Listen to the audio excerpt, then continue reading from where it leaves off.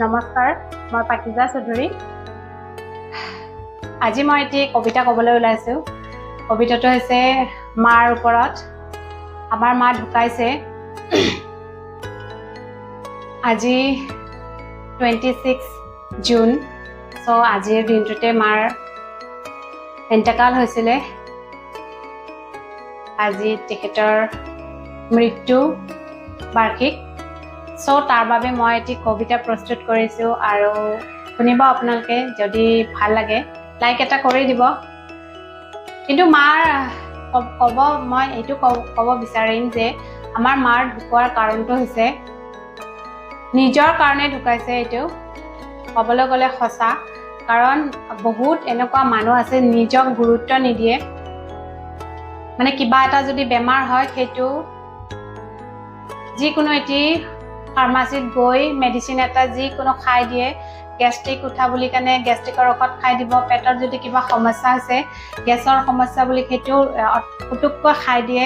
কোনো ডক্তৰৰ লগত কনচাল্ট নকৰে। সেইটো আমাৰ মাৰ লগত হৈছিলে আৰু সেইটো যাতে কোনেও নকৰে সেইটো মই অনুৰোধ কৰিম সকলোকে। কাৰণ একেবাৰে বেয়া কথা, কিবা যদি প্ৰব্লেম হৈছে সেইটো ডক্তৰক দেখুৱাটো বহুত জৰুৰী। ফাৰ্মাচীবিলাকে অকল মেডিচিনটো নামটোহে জানে বা অকল অলপ সিহঁতে জানিব পাৰে, কিন্তু শৰীৰটোত কি হৈছে সিহঁতে একেবাৰে নাজানে। কিন্তু বহুত মানুহ আছে তেনেকুৱা যে অকল ফাৰ্মাচীত দেখুৱাই ঔষধ খায়। সেইটো নকৰিব আপোনালোকে। যিটো আমাৰ মাৰ লগত হৈছিলে সেইটো যাতে আপোনালোকৰ লগত নহয়, সেইটোৰ বাবে মই এই ভিডিঅ'টো বনাইছোঁ। সকলোকে অনুৰোধ কৰিছোঁ, আপোনালোকৰ যদি কিবা সৰু এটা সমস্যা হৈছে আপোনালোকে ডক্তৰক দেখুৱাব। আমাৰ মায়ে এনেকৈ ফাৰ্মাচীৰ ঔষধ মানে কি এলাহ, প্ৰথম কথাটো এলাহ। অকল ফাৰ্মাচীত গৈ ডক্তৰৰ তাতে যাব লাগিব, দূৰত হয়। সেনেকুৱা মেণ্টেলিটি এটা আছিলে আৰু পইচাও খৰচ হ'ব, এনেকুৱাও এটা কথা আছে বাৰু। এনেকুৱাও আছিলে পইচা ডক্তৰৰ ফিজ দিব লাগিব, মেডিচিনবোৰৰ ইমান দাম, তেনেকুৱা এটা কথা। সেইবিলাক যাতে আজিকালি নকৰে, বহুতে নকৰে, কিন্তু বহুতেও তেনেকুৱা মেণ্টেলিটিৰ আছে এতিয়াও। তেনেকুৱা নকৰিব। পইচাটো জীৱনত যদি জীৱনটো থাকে পইচা সদায় আহি থাকিব। এতিয়া আমাৰ মা ঢুকাইছে, আমি গম পাওঁ কেনেকুৱা আমাৰ ফিল হয়। তেতিয়াতো আমি সৰু আছিলোঁ বাৰু, একো কৰিবও নোৱাৰিলোঁ তেখেতৰ কাৰণে। খুবেই বেয়া লাগে, বহুতেই বেয়া লাগে আৰু কি ক'ম। এনেকুৱা যাতে কাৰো লগত নহয় সেইটো মোৰ অনুৰোধ। সেইবাবে এই ভিডিঅ'টো বনাইছোঁ। সকলোৱে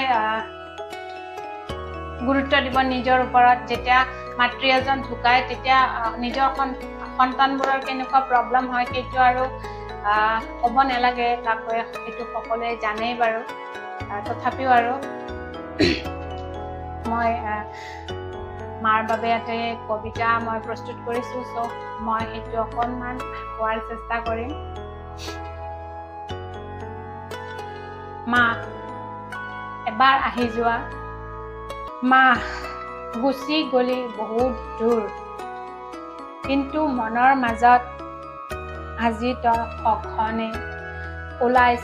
তোৰ কষ্টবোৰ মনত পৰে, আঁচলখনত বান্ধি ৰখা নানা ধৰণৰ দুখ যন্ত্ৰণা। মা, এতিয়াহে বুজি পাইছোঁ তোৰ দুখ বেদনা।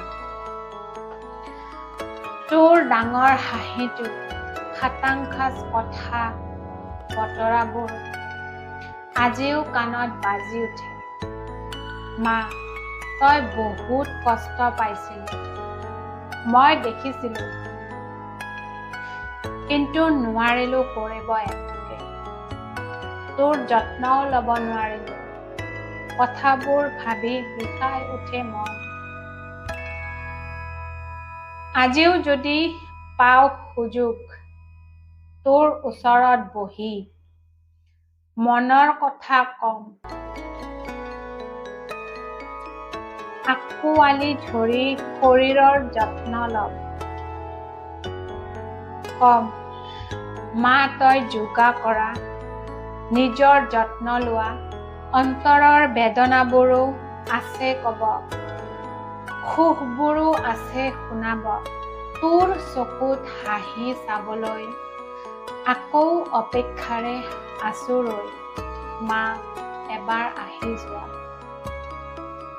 এবাৰ মাত দিয়া মা মই কৰিছো বহুত ভুল পাৰ যদি কৰিবাহি ক্ষমা